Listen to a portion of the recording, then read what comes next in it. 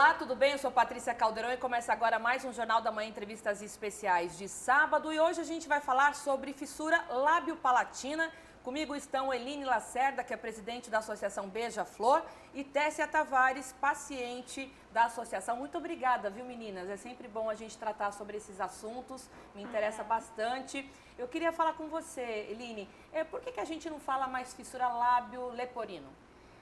Esse termo lábio leporino, ele se remete a lábio de lebre, né? Então, pelos pacientes foi se colocado que era como se fosse um termo pejorativo, né? Em que discriminava, né, a expressão, e o termo científico mesmo que a equipe utiliza é a fissura lábio-palatina. Então, entrou-se no consenso, foi feita até uma pesquisa a nível nacional, né, para se unificar esse termo, para que seja utilizado tanto pela equipe de assistência, como também pelos próprios pacientes.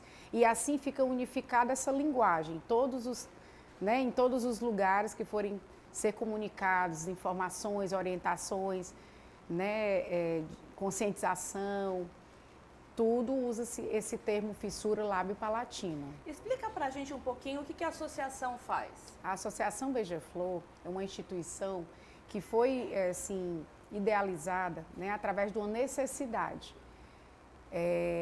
A equipe de atendimento ao paciente com fissura lábio-palatina, ela teve início no Hospital Infantil Alberto Seib, há mais de 20 anos atrás, né? Então, nessa fase que se inseriu essa assistência, se chegava lá no Hospital Infantil Alberto Seib em pacientes adultos. Então, lá não teria como se fazer essa assistência, então a equipe começou a tentar se mobilizar para ter um local para que esse paciente pudesse ser atendido. Então, a equipe trabalhava em outros hospitais, tentava levar o paciente para fazer a odontologia num canto, a cirurgia no outro. Aí vem a necessidade da terapia fonoaudiológica, de outras necessidades do paciente como um todo, né? Porque o tratamento ele é multidisciplinar. Precisa-se de uma equipe muito grande, que vai desde o pediatra, né, nutricionista, o otorrino, o dentista, o fonoaudiólogo, o odontólogo, o cirurgião. E a ideia é que se faça desde o início. Hoje, né? A gente na associação... Desde bebê. Desde bebê. A gente tem um projeto que acolhe famílias na fase da gestação, com esse diagnóstico, né, na fase gestacional. É um projeto inovador, até nível de Brasil, poucos lugares recebem assim, conseguem ter a estrutura que hoje a gente já tem, de dar assistência até já nas primeiras horas de vida, sendo essas crianças que já, né, estão sendo acompanhadas por nós. Antes de eu falar com a Tessia, eu estou vendo na camiseta dela que é o tratamento de anomalias crâniofaciais. Então, está incluso nessa Sim. categoria, é isso? As anomalias crâniofaciais, né, são anomalias congênitas, e também podem ser adquiridas, que estão localizadas na face, na cabeça, né, no crânio. E a fissura lábio-palatina, ela tem uma composição de 95% dentro dessas malformações. O restante se considera fissuras raras, né, anomalias raras. Então, a fissura lábio-palatina, ela tem um grande número, né, é muito comum, porque a gente não consegue ver. Mas aqui no nosso estado, nós temos, a cada 650 nascidos, nós temos um paciente com malformação. E tem algum porquê, algum estudo em relação a isso? Existe algumas linhas de investigação, né, de estudo, que se fala que tem muita relação com a baixa nutrição materna, né? Então, tem uma relação muito maior... Com o desenvolvimento ainda do bebê no útero, né? Isso. Na verdade, no primeiro mês de vida, nas primeiras 4 semanas, a face já está se formando. Então, se aquela mãe não está preparada, não fez um pré-natal, não está com a nutrição adequada, ou está fazendo algum tratamento medicamentoso, ou se expôs a algum raio-x, algum outro efeito que possa interferir naquele fechamento da face, então pode sim nascer com uma malformação na face. Então a fissura ela é em maior número, né, dentro das anomalias, e ela pode acometer no lábio, na gengiva, no céu da boca ou em todo esse todo esse trajeto, né? Do lábio, gengiva e palato, que a gente chama de fissura lábio-palatina. E pode ser também só palato ou só no lábio. O palato é O o céuzinho nosso céu da da boca, né?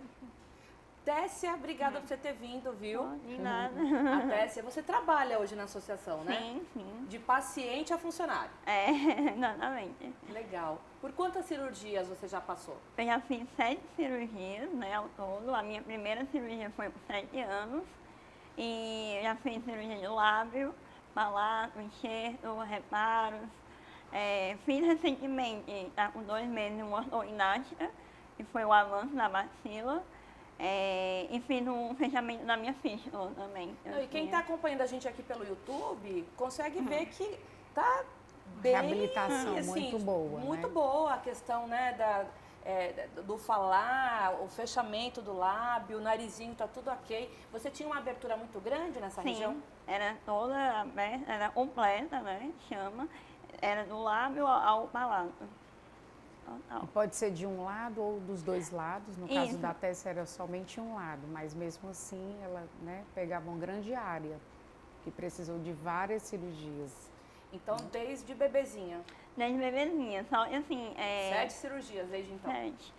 Eu operei com 2 anos, né, e não é o ideal é operar até 1 ano, né? Isso, a primeira cirurgia. Só que como, né, era tudo mais difícil, né? Você tem quantos anos? 27. 27.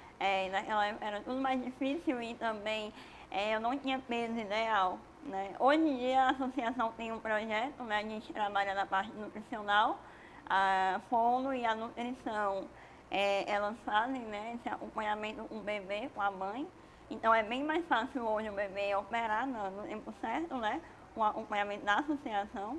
Porque naquela época, em 1996, né? Não tinha. Então... Que evolução, né? É observado que pela dificuldade que a fissura acomete, né, é uma região que passa pelos processos de amamentação, de funções da alimentação, então é observado uma dificuldade para a mama, né, acontecer de forma efetiva. Então a amamentação ao seio ela é difícil para esse porque bebê não com consegue fissura. fazer a sucção, né? Isso. Então a gente tem que adaptar mamadeiras. Muitas vezes a mãe não consegue desmamar esse leite o suficiente para manter por vários meses. Então, acontece uma desnutrição, um potencial, né, fator de interferência no desenvolvimento e que pode limitar a dinâmica para a cirurgia. Então, porque essas famílias também, muitas vezes carentes, não têm como comprar um leite adequado para aquela faixa etária. Então, a associação, como a Tessia comentou, tem um projeto voltado para isso, para dar esse suporte nutricional no primeiro ano de vida, até para garantir que aquele desenvolvimento também daquela criança não seja prejudicado. E a questão da dentição também é prejudicada? Sim, porque existe uma falha, né, na gengiva, porque a fissura, ela deixa das estruturas Fechar, se unirem, né? Então aquela região tem uma falha. Então a Tessia passou por uma cirurgia, né, também que passa por... Também na questão da arcada dentária. Sim, eu faço meu acompanhamento na associação desde 2013, né? Foi quando eu coloquei o aparelho, né? E estou lá ainda, só posso retirar daqui após 1 ano, provavelmente, porque tem que se recuperar da cirurgia. Eu comecei meu tratamento lá no USAID, fiquei lá até os 17 anos.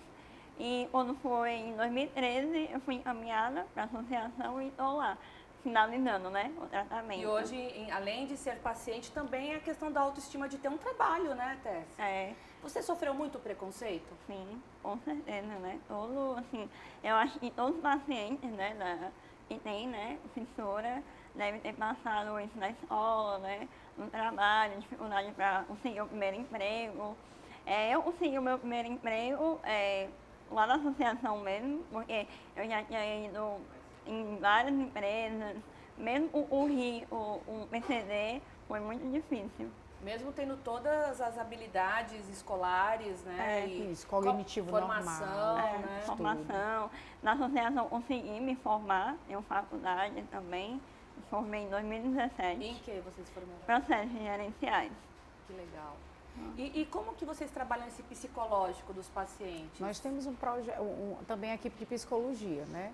Chega a uma certa etapa do tratamento, que a gente cuida um pouco da família, né? Porque existe um processo também de aceitação familiar, né? Esse enfrentamento de todo esse tratamento. Muitas vezes existe uma dificuldade inicial e super normal, né? Você está esperando um bebê que não tem fissura e vem com uma malformação. Então, existe um processo que é trabalhado. Então, a equipe de psicologia, ela trabalha e muitas vezes precisa até um suporte psiquiátrico também.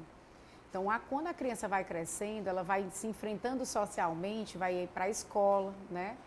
Por isso que a nossa luta pela questão cirúrgica é muito grande, para que a gente possa, não só a cirurgia, mas toda essa reabilitação aconteça, porque é tudo sequencial, existe um protocolo, acontece isso, acontece aquilo, em cada etapa da vida do paciente. É um tratamento multidisciplinar, né? E longo, né? Ele vai desde essa gestação, quando a gente recebe o bebê, né, na fase gestacional, até os 18 anos ou mais, porque é quando se termina o crescimento facial e que se consegue observar se tem mais alguma necessidade, que começa a funcionar, não deixa de ser estético, né? Que muitas vezes você, quando se percebe diferente, com a face fechada, a face aberta, se vê diferente do outro, então você quer resolver aquela situação cirurgicamente, né? Então, a criança, quando chega nessa fase escolar, que está percebendo que está diferente, ou e o outro percebe que a fala está diferente, né? Ele começa a chamar a atenção. E aí é onde eles, às vezes, querem sair da escola, porque eles consideram aquilo ali como se fosse uma discriminação, hoje transformado em bullying, né? Mas todos nós passamos também por algum tipo de processo assim. Mas para eles o enfrentamento se torna maior, porque eles têm dificuldade mesmo na comunicação, né? Então, a nossa luta é que a cirurgia ocorrendo no tempo certo, tendo a oportunidade de assistência fonoaudiológica, que trate essa comunicação, que faça exames auditivos para aquela criança também escutar bem, ela possa se inserir, né, de forma socialmente e no mercado de trabalho no tempo adequado. Você é fonoaudióloga, Sou fonoaudióloga, né, doutora? Então, toda essa área da região da boca que vai transformar a questão de voz, né? A questão é toda uma estrutura que a gente vai conseguir comunicar, né? Através, claro, tem as cordas vocais, mas é isso mesmo? Porque a boca precisa, a projeção, a articulação, toda essa área, né, que é afetada. Isso, afeta. Então, você percebe que tem uma dificuldade na articulação dos fonemas, que as palavras saem diferentes.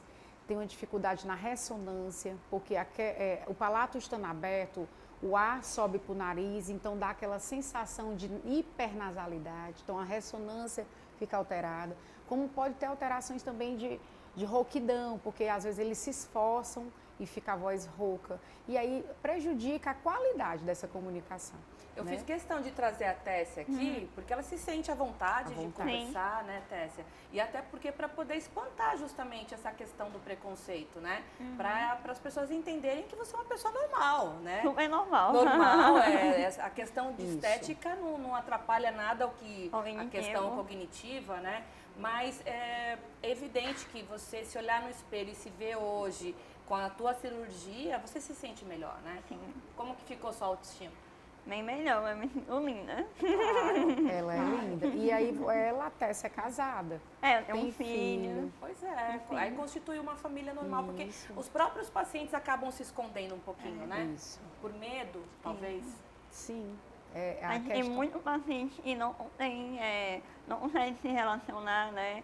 Vive em casa, não consegue ir para a escola. A gente tem paciente que não estuda e não consegue trabalhar por conta do preconceito, né? Do medo, né? De viver o preconceito na rua. Claro, claro. E a associação também recebe essas pessoas, doutora, depois de adulto? Como que funciona?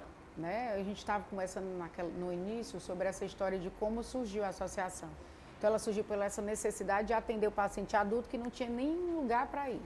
Mas aí quando... Que não tinha iniciado nenhum tratamento ainda. Nenhum tratamento, ou já tinha começado em algum outro lugar e não tinha onde continuar.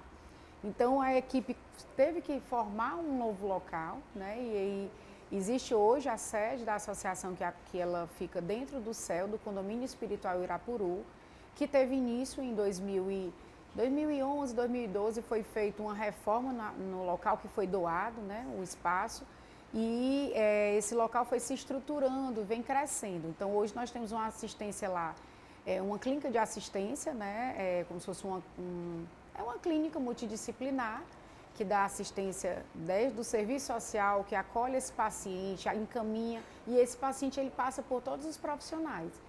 E nós temos também a parte administrativa da instituição.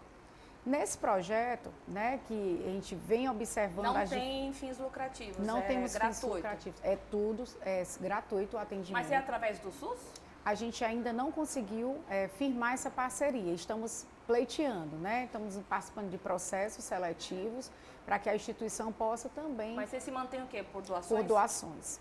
A instituição tem há mais de 20 anos, existe, né? Desde 2001. E toda, né, através de doações. E quem fundou? Foi o doutor Teixeira, que é um cirurgião plástico. Ele fazia parte dessa equipe lá do Alberto Seib, junto com a doutora Evelyn, que é uma fonoaudióloga, né, faziam esse serviço. Viram que essa necessidade de poder oferecer.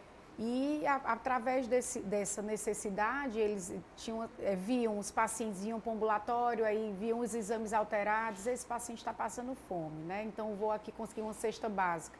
Aí começava um projeto social se formando dentro desse objetivo, não só de fazer o tratamento, mas também de dar um suporte para que aquele tratamento aconteça, porque ele não pode fazer a cirurgia porque está desnutrido, não consegue vir para a fono porque não tem dinheiro para o ônibus. Então, foi se formando a instituição nessas necessidades. Então, vamos viabilizar para esse paciente chegar, vamos conseguir que a prefeitura traga, né, que a família consiga chegar até o tratamento e ele consiga, né, chegar na fase adulta com o tratamento correto. Quais são as outras anomalias que vocês tratam na associação? Lá, todas só voltadas, né, na face, no crânio e face. Mas tem alguma outra... A gente chama do quê? Podemos listar, dentro das anomalias... Mas a gente fala, é uma doença? O que é? Malformações congênitas é quando a criança nasce com malformação. Certo. E quando a gente diz crânio facial, significa que está localizado no nosso corpo, na face e no crânio. É uma deformidade. Uma deformidade. Certo, mas essas malformações, essas anomalias crânio-faciais, elas têm vários enquadramentos? Temos. A gente chama de doença, de distúrbio... malformação ou deformidade ou anomalias. Certo. Existe este termo técnico, né? E quando é só a fissura lábio-palatina. Tá. Pode ter associado com outras malformações no corpo, né? Não, mas na face. Na face a gente... Tem algum outro nome? Não, são esses mesmo. E existe os casos sindrômicos, que são exatamente esses que eu ia, né, complementar, com outra malformação a nível de corpo ou só na face, mas são quadros encaixados como se fossem síndromes, que também são síndromes que a criança nasceu com aquele problema, né?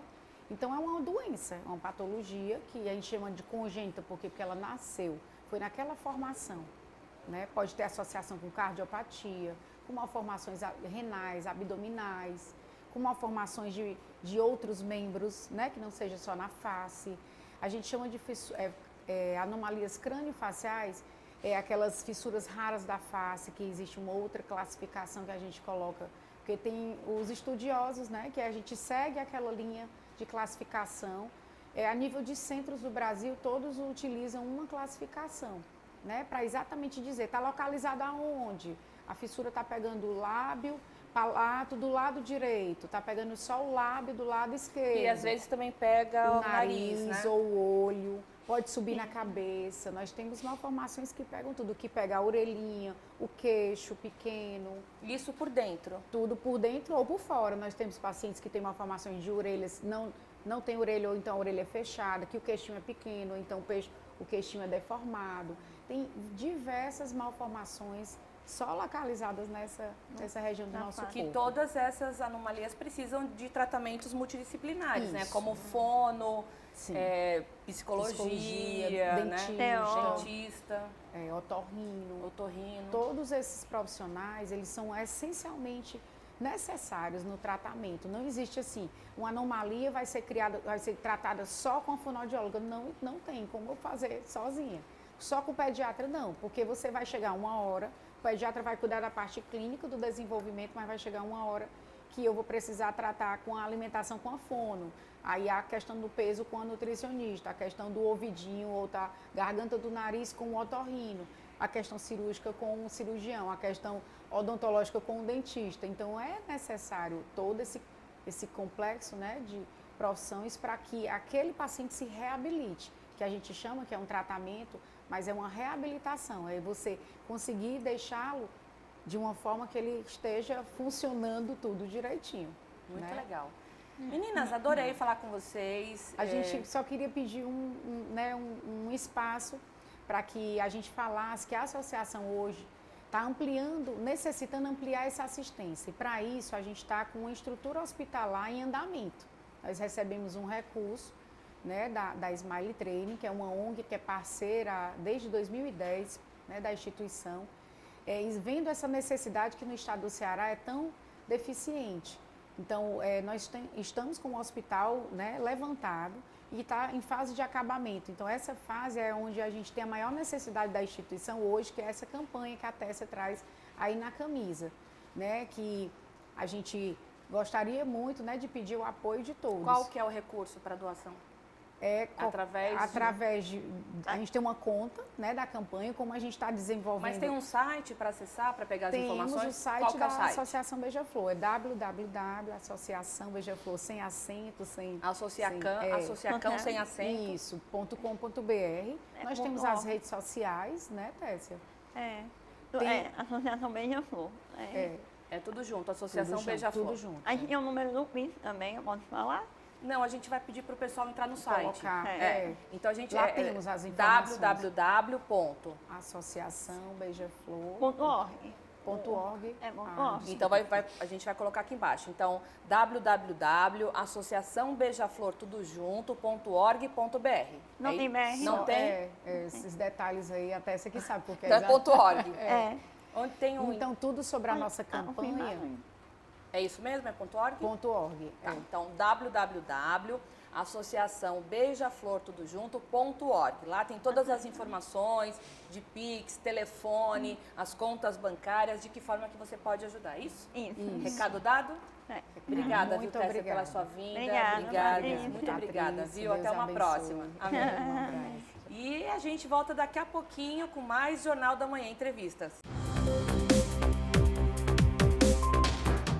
Estamos de volta e meu entrevistado agora é o Major Diógenes Munhoz, do Corpo de Bombeiros de São Paulo. Ele que criou uma cartilha para poder fazer um combate ao suicídio durante as operações lá em São Paulo, mas que essa cartilha está sendo replicada em vários estados e tem até curso superior para falar sobre o suicídio. É isso, Major? Obrigada pela participação do senhor aqui. Bom dia. Bom dia, Patrícia. Bom dia a todos os amigos que nos ouvem na Rádio Jovem Pan. É isso mesmo. É isso mesmo. Nós tivemos um olhar especial, um olhar humanizado para gerar um acolhimento nessas ocorrências de tentativas de suicídio. Não só, lógico, em São Paulo, mas todo o Brasil. E como tem sido feito esse trabalho? Como que está sendo replicado em outros estados, Major? Então, Patrícia, na verdade, essa história ela começa em 2005, né? A técnica, a cartilha, que na verdade é a apostila de um curso, ela faz parte de um curso, né?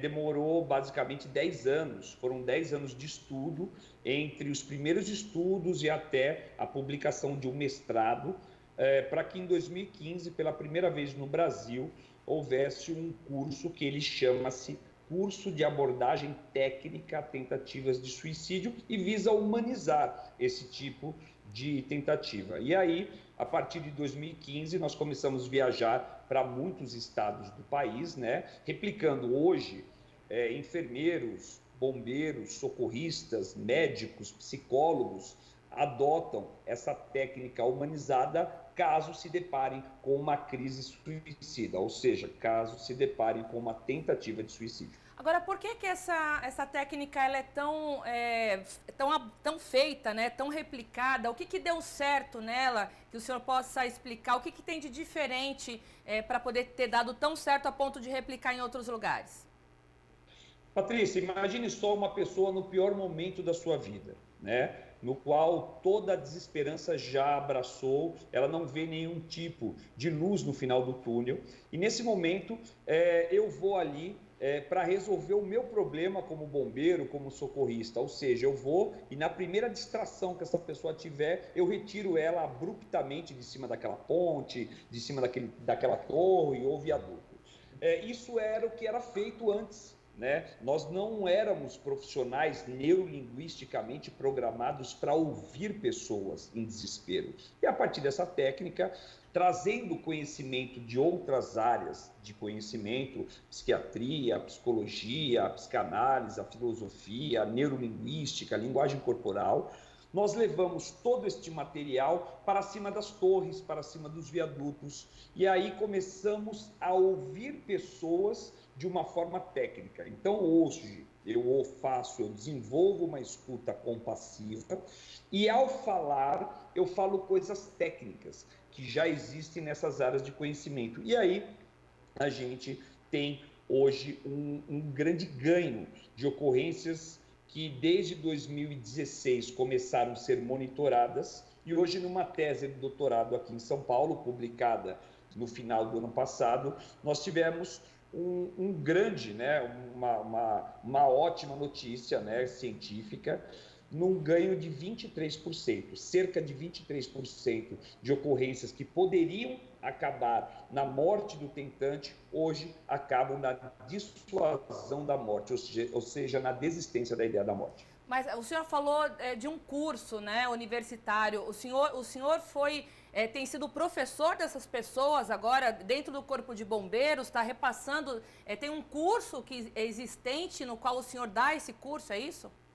Isso mesmo. Esse curso é ministrado não só, começou, né, como forma pioneira, começou em São Paulo, e hoje são 17 estados, salvo engano, são 17 corpos de bombeiros que ministram esse curso, né? Então eu posso citar alguns aqui: São Paulo, Minas Gerais, Santa Catarina, Paraíba, Rio Grande do Norte, e boa parte do norte do Brasil também ministra esse curso, né? São Paulo, aqui em São Paulo, eu sou um dos oficiais responsáveis por esse curso. Então, assim, nós começamos a acolher pessoas que precisavam ser ouvidas, só que de uma forma técnica. Para isso, não fizemos sozinho, né? Tivemos a ajuda de muitos e muitos profissionais ligados à área da saúde mental. Agora, Major, o que nessa técnica, vocês, além dessa questão da conversa, da neurolinguística, né? O que faz com que o tentante recue e desista do ato em si, né? O que o senhor acredita que tem surtido efeito? Eu acho que tem surtido efeito, Patrícia, porque é um ser humano acolhendo outro ser humano. Não é mais um bombeiro, não é mais um policial, não é mais um socorrista, não é mais um psicólogo, não é mais um médico. É um ser humano acolhendo as dores de um outro ser humano. Para que você tenha uma ideia, isso tomou uma proporção tão grande que eu não imaginava, lógico, em 2005, em 2015 que isso ia acontecer, mas jornalistas já fizeram esse curso, né? Assistentes sociais já fizeram esse curso, pessoas ligadas a outras áreas sentiram a necessidade, pelos seus locais de trabalho, de fazer esse curso. Esse curso é um curso de imersão, ou seja, você adentra a 40 horas aula, é um curso que não tem custo nenhum, então não é um curso que é vendido em algum lugar, porque é um curso público, feito por instituições públicas, né? E dessa forma as pessoas estão começando a ter resultados muito positivos em todos esses estados, não só em São Paulo. O estudo foi feito em São Paulo, né?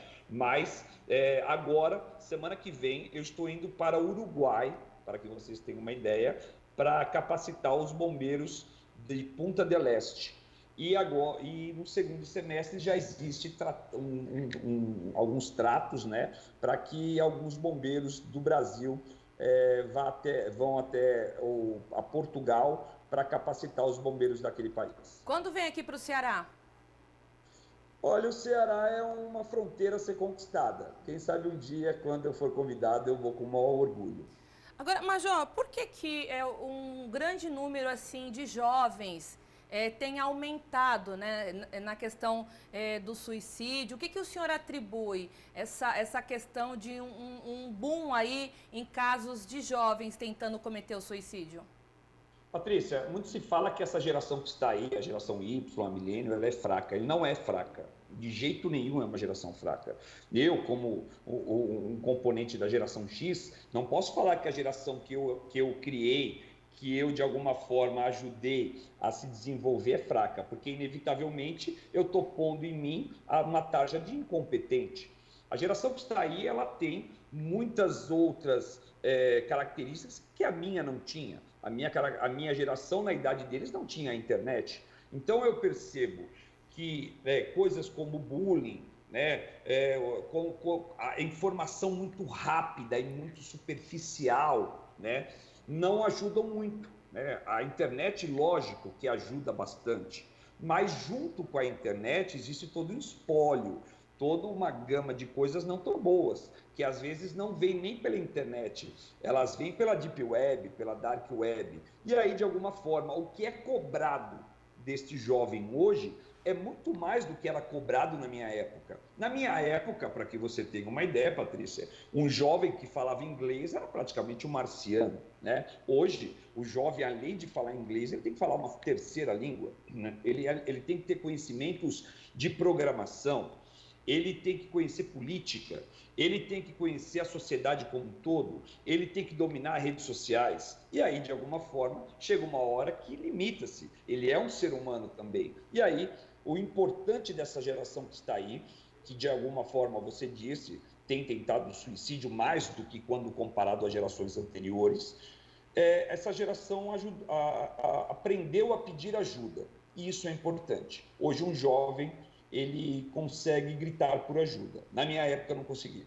O confinamento, a pandemia, a depressão, a ansiedade, o senhor acredita que são fatores que colaboram aí também para esse aumento?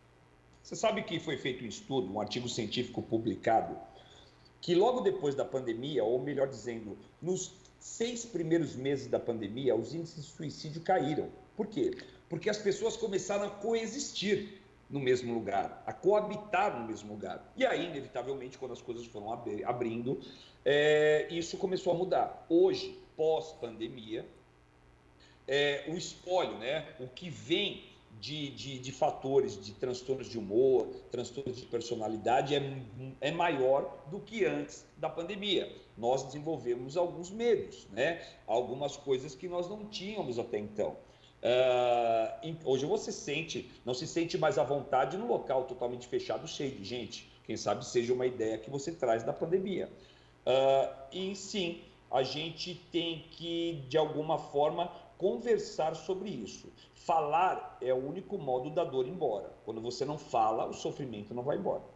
Agora, Major, o que a família precisa prestar atenção dentro de casa? Quais são os sinais, assim, que o senhor destacaria para que o alerta precisa ser acionado aí?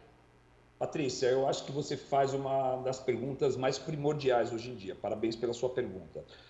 Um pai, ele tem que ficar em alerta a algumas mudanças de sinais. Não é que são sinais característicos, mas assim, imagine um jovem que sempre foi introvertido.